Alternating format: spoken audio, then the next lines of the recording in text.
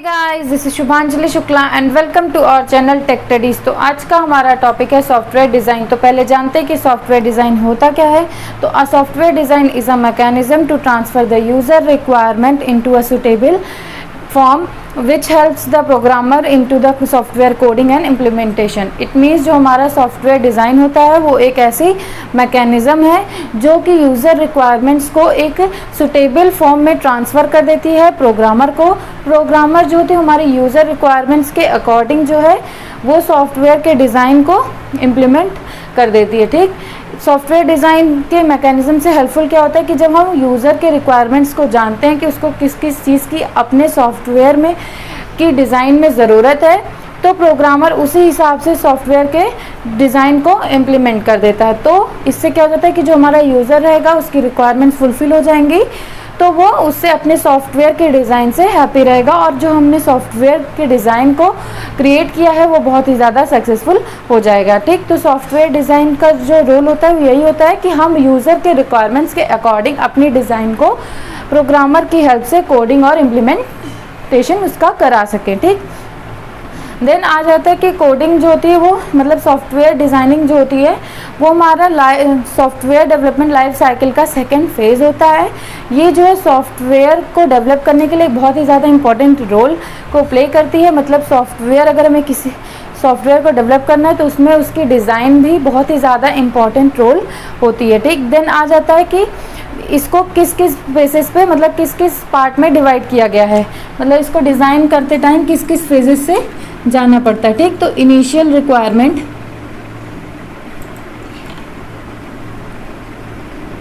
ठीक, जो कि हमें यूज़र रिक्वायरमेंट से मिली रहेगी। देन आ जाता है हमारा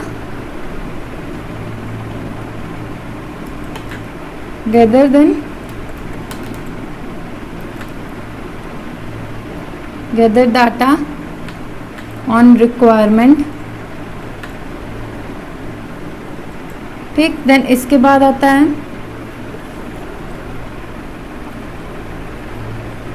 एनालाइज डाटा रिक्वायरमेंट।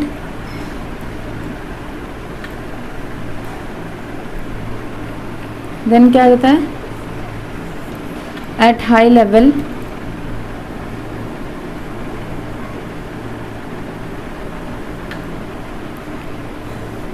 देन आ जाता है refine and document requirement। ठीक, देन हमारा आता है obtain require question the answer। ठीक, देन इसके बाद आता है वैलिडेट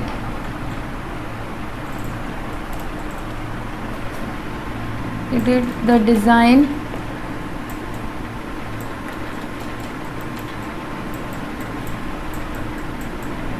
अगेंस्ट द रिक्वायरमेंट। ठीक, सॉरी यहाँ पे क्या है question to answer to question. ठीक, ये हो जाता है। अब देखते हैं कि यहाँ पे क्या होता है।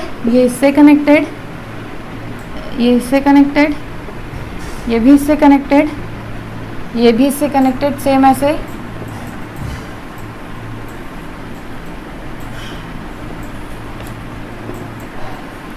ठीक, तो ये हो जाता है हमारा जो सॉफ्टवेयर डिज़ाइन का जो फेजेस होते हैं वो ये होते हैं। फर्स्टली क्या होता है हमारा इनिशियल रिक्वायरमेंट, जो भी हमें रिक्वायरमेंट मिली रहती है यूज़र के थ्रू। ठीक, उसकी जो रिक्वायरमेंट हो जाती है वो हमारी इनिशियल रिक्वायरमेंट हो जाती है। सेकेंड होता है गैदरिंग डाटा और रिक्वायरमेंट ऑन रिक्वायरमेंट। यहाँ पे क्या हो जाता है कि हम डाटा को गैदर करते हैं according to user requirement. Then इसके बाद एनालाइज डाटा रिक्वायरमेंट, जो भी रिक्वायरमेंट रहती है उस डाटा को हम एनालाइज करते हैं।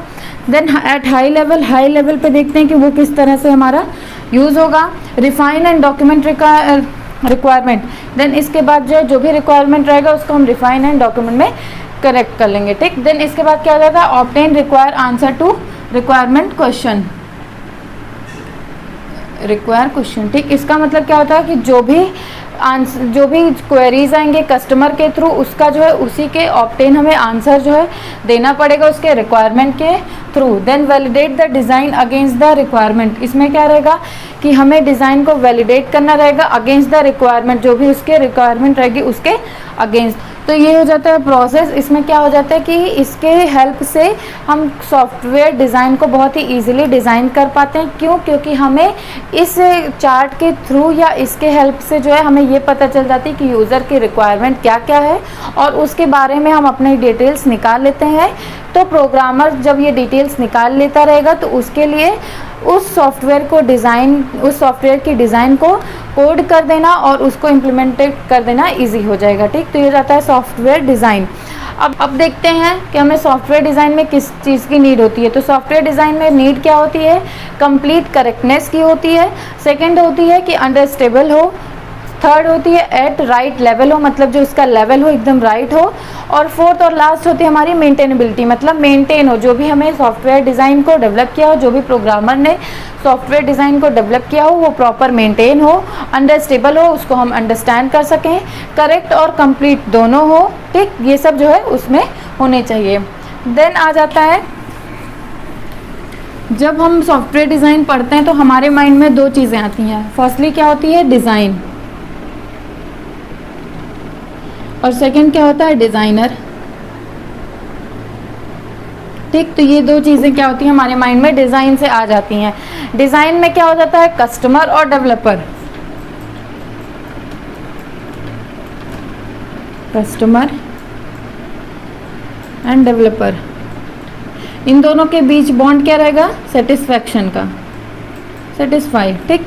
मतलब डेवलपर ने जो भी डिज़ाइन बनाया है उससे कस्टमर हमारा सेटिस्फाई है कि नहीं, ठीक। इसमें जो है हमारा दो पार्ट हो जाता है। देन डिज़ाइनर, डिज़ाइनर में दो पार्ट होता है, एक व्हाट एंड सेकंड क्या हो जाएगा हमारा, हाउ।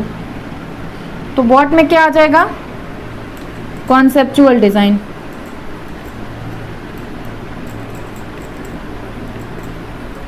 और हाउ में क्या आ जाएगा, टेक्निकल, टेक्निकल डिज़ाइन। कैसे, व्हाट मतलब कैसे हो गया, तो हमें वहाँ पे क्या देना रहेगा, कॉन्सेप्ट देना रहेगा कि डिज़ाइन का कॉन्सेप्ट क्या है। और हाउ मतलब कैसे, यानी कि वहाँ पे दिमाग लगाना पड़ेगा, यानी कि क्या हो जाएगा, वो टेक्निकल हो जाएगा। अब देखते हैं कि कॉन्सेप्चुअल डिज़ाइन और टेक्निकल डिज़ाइन होता क्या है। कॉन्सेप्चुअल डिज़ाइन में क्या हो जाएगा हमारा, अगर कोई कस्टमर आकर जो हमने सॉफ्टवेयर डिज़ाइन डेवलप किया है उसके बारे में पूछने लगता है, जो है कॉन्सेप्ट के बेसिस पे, तो वहाँ पे हमें कॉन्सेप्चुअल उसके क्वेरीज का आंसर देना पड़ेगा और उसे जो है कॉन्सेप्चुअल समझा के उसकी जो भी प्रॉब्लम्स रहेंगे उसको सॉल्व कर देना है, ठीक। यहाँ पे हमें जो है कॉन्सेप्चुअल में क्या करना रहेगा कि जो भी चीज़ें हम करेंगे, जो भी चीज़ें हम बताएंगे, जो भी चीज़ें हम बोलेंगे सॉफ्टवेयर डिज़ाइन को डेवलप करने में, वो सब कुछ किस पे बेस रहेगा, कॉन्सेप्ट पे बेस रहेगा। विदाउट कॉन्सेप्ट इसमें कुछ भी नहीं हो सकता है, ठीक। देन सेकंड क्या हो जाता है हमारा, टेक्निकल डिज़ाइन। टेक्निकल में क्या होता है, इसमें क्या हो जाता है, सिस्टम बिल्डर्स, इसमें जो है सिस्टम को कैसे बिल्ड किया गया है ये रहता है, ठीक। सेकंड क्या हो जाता है कि प्रोजेक्ट गोइंग, प्रोजेक्ट हमारा कैसा चल रहा है, क्या क्या चल रहा है, किस बेसिस पे चल रहा है, ये सब जो हो जाता है वो हमारा टेक्निकल डिज़ाइन में आ जाता है। तो जो हमारा सॉफ्टवेयर डिज़ाइन था वो कैसा होता है, क्यों बनाया जाता है, किस लिए सॉफ्टवेयर के लिए हेल्पफुल होता है, और सॉफ्टवेयर डिज़ाइन में डिज़ाइन और डिज़ाइनर का क्या यूज़ होता है, ये टॉपिक जो होता है वहीं पे ख़त्म होता है। तो अगर आपके लिए वीडियो हेल्पफुल हो तो वीडियो को लाइक करें, शेयर करें और सब्सक्राइब करें। Thank you.